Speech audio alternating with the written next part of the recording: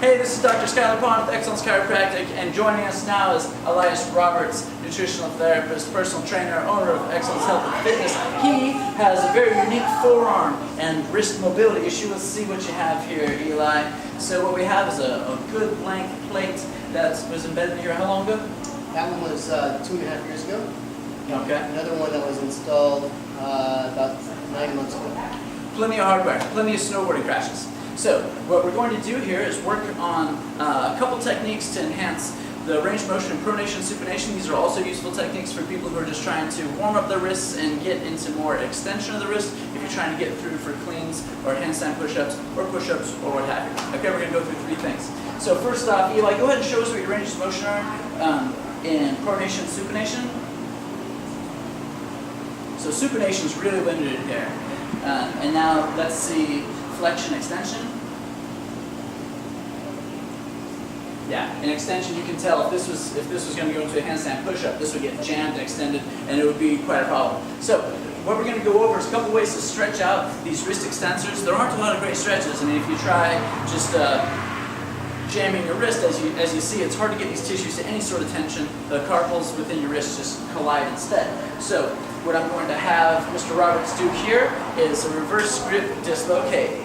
You just grab the bar with your palms faced forward instead of backward, come over the top of your head, and as you drop down, the wrist extensors, as you can see here, come to full tension. For me, I get down here to get full tension. It's going to catch a lot quicker for Eli.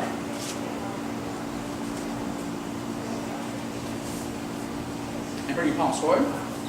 There we go.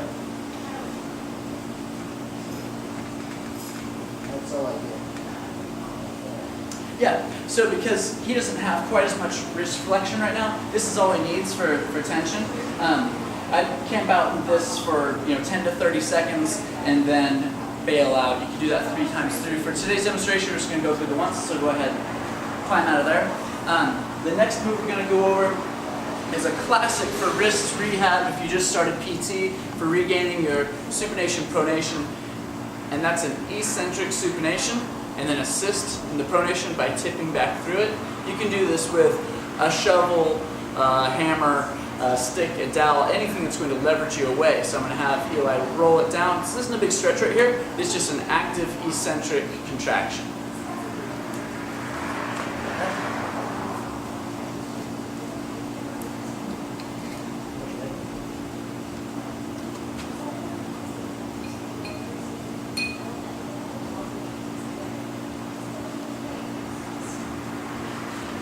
So a couple things I do in clinic to enhance this is post-surgical like this, and even when it's not such a dramatic situation, you have a lot of tissues that get bound together and stuck together, and separating those tissues apart from each other can be the missing link in regaining that range of motion beyond just stretching.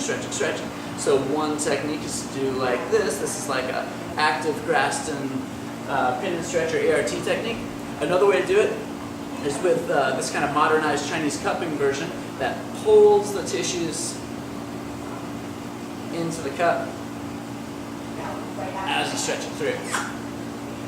Alright, that's good. So go ahead and let's see if even just that little intervention did anything for you. The one that I'm most interested in is your extension supination. So let's have a look here. Alright, and let's see. Supination.